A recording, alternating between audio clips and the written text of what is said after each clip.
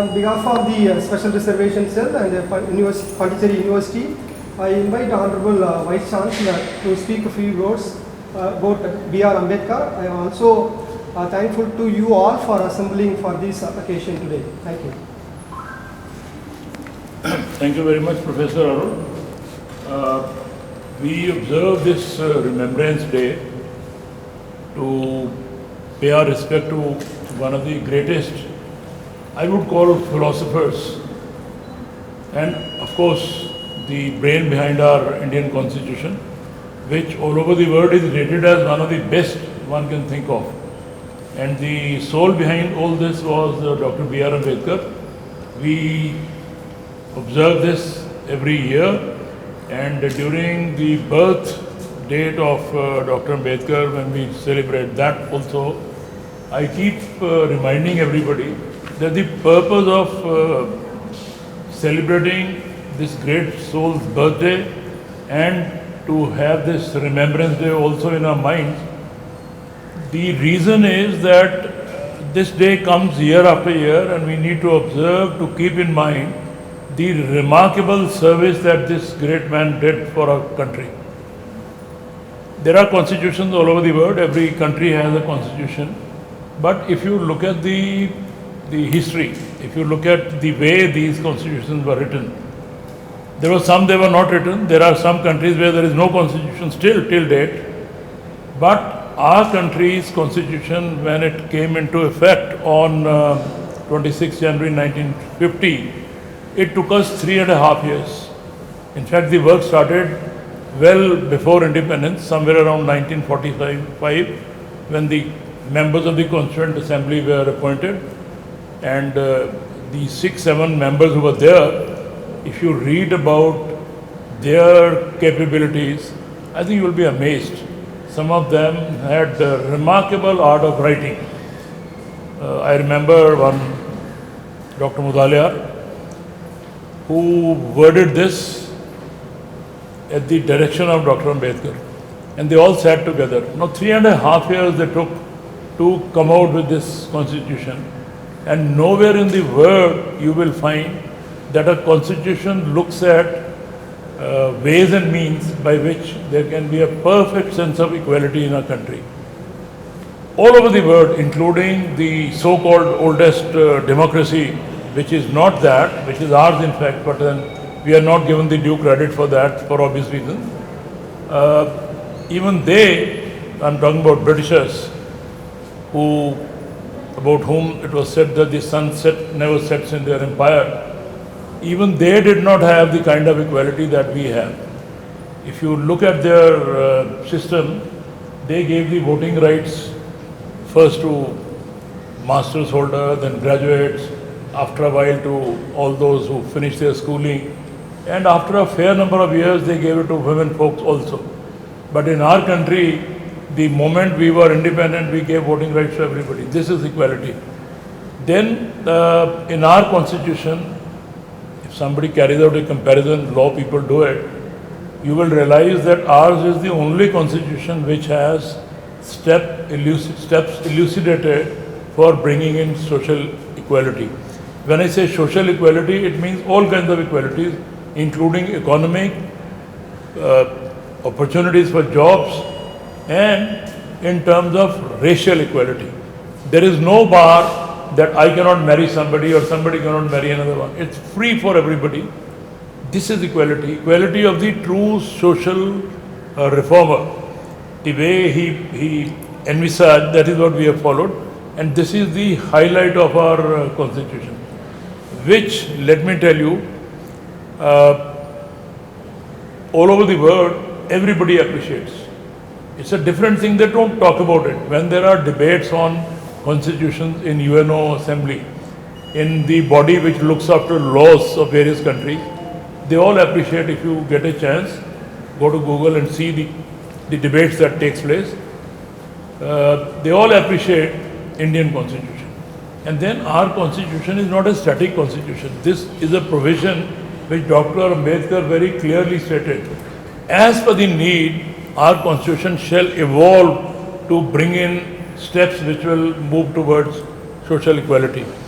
So this is what we have seen. There have been, ever since the constitution came, there have been about 107 amendments to that. Wherever there is a necessity, we do that. This is the best part of dynamism of our constitution, which probably very few countries will boast of. And the credit for all that goes to Dr. B.R. Ambedkar. Now the unfortunate part is that this has been hijacked by some, that B.R. Ambedkar is our leader. It is not. B.R. Ambedkar is as important as anybody else in the country. We celebrate Gandhi Jayanti, we remember him on his death anniversary, and we hail Mahatma Gandhi as the greatest. B.R. Ambedkar is no less, let me tell you. He is on the same footing, but then he is a national leader. If somebody says he is a leader of a particular community, it is not. He is a national leader. We owe a sense of gratitude to him. In fact, everybody owes a sense of gratitude to him for bringing out such a wonderful constitution, on the strength of which, I am repeating, on the strength of which we stand united. Whenever there is an adversary, we may fight as state of Tamil Nadu, Karnataka, Andhra, on water dispute, on boundary disputes, on many other issues. But the moment there is an adversary which our country faces at any time, you have seen how well we get united and we fight the adversaries like a solid rock. And the reason for this is that it is Dr. Ambedkar who put us on such firm footing that even if we wish to get divided, I am repeating, and this is a statement which all the law students will appreciate, and this is one which needs to be analyzed deeply, that even if we wish to get divided, we will not be able to do it. The constitutional provisions are such which will prevent us from that. This is the hallmark of our constitution. It is something like a cemented RCC structure which once it has been put in place and it has been cured very properly by watering, it has become a solid rock. Even if you wish to break, it will not be possible. So that's the contribution of Dr. B.R. Ambedkar. I am glad that we take this time out to remember him and to celebrate his contribution, to celebrate his life, to celebrate his philosophy. I was interviewing candidates for philosophy department yesterday, and I was telling them, can you name 3 Indian philosophers? Well, they were naming, let me tell you correctly, there are many in fact, but many of them, I am saying many of them, were not naming B.R. Ambedkar. And I was telling them, why not Dr. B.R. Ambedkar? And when I would put it, and when somebody would name when some important philosophers, and when somebody would name Dr. B.R. Ambedkar as the first name, it was a very heartening feature. That at least there are people who remember that he was also a philosopher, not only a constitutional expert, not only a social thinker, not only a social reformer, a philosopher who has studied every aspect of Indian life. I am repeating within quotes, every aspect of Indian life, be it religious, be it economic, be it political. He studied every aspect and came out with the unique concept of oneness. This is the hallmark, and this is the hallmark of all great philosophers, starting from Socrates, Plato, or Chanakya for that matter, Aristotle, name anybody, you will find their philosophy will transcend into the one where Dr. Ambedkar laid enough emphasis for our country so that we remain united. So I compliment our staff. I will not say a particular association, no, it is our staff which should be doing it.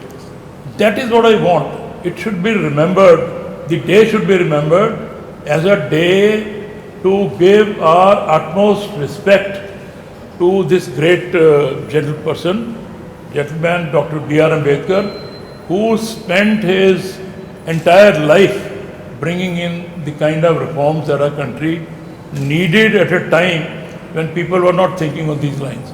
Now, of course, we have come up the age. We have started doing everything. Our universities are there, colleges are there, life is very vibrant.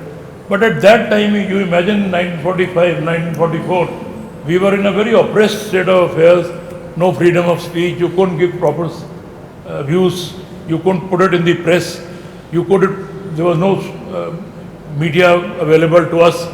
You say something and you'll be behind bars. At that time, he came out with all these ideas and came out with this constitution, which we all owe in great respect, great esteem. And a few days back, we had celebrated our National Constitution Day also. In fact, when we celebrate, the first thing which comes as a kind of watermark behind that constitution is Dr. Ambedkar's. We talk about Indian Constitution and the aura of Dr. Ambedkar comes in at the back. You look at any currency note, you'll find a watermark inside. So anybody who holds that watermark comes to your mind. Similarly, the aura of Dr. Ambedkar remains always, and it will remain, let me tell you, for centuries to come, time immemorial. It will not go. That's it. But we need to celebrate this for the reasons that our younger generation should know that yes, there was a person who contributed so richly to the growth of a country, which the advantages, the benefits of which we are now reaping at this age. So I express my gratitude to all of you for remembering Dr. Ambedkar here and for doing these two occasions. One, we celebrate his birthday, and second, we celebrate his Remembrance Day also. And I wish and I hope that the philosophy which Dr. Ambedkar gave shall continue for all times to come, and that shall enrich our life in the ways we all expect that to move, in the direction where we will have practically absolute social equality and wonderful benefits that we should be expecting. So I wish you all the very best on this Remembrance Day, that you have celebrated Dr. Ambedkar's ideals, his thoughts, his philosophy, and let's all take a pledge that we will work towards what he stood for. And if that is done, I think Dr. Ambedkar's soul would be the happiest that here is a country of over 1 billion people who remember what I tried to put it in their hearts. Thank you very much, and God bless all of us. Thank you, sir. We all can observe 2 minutes of silence to pay homage to Dr. B.R. Ambedkar.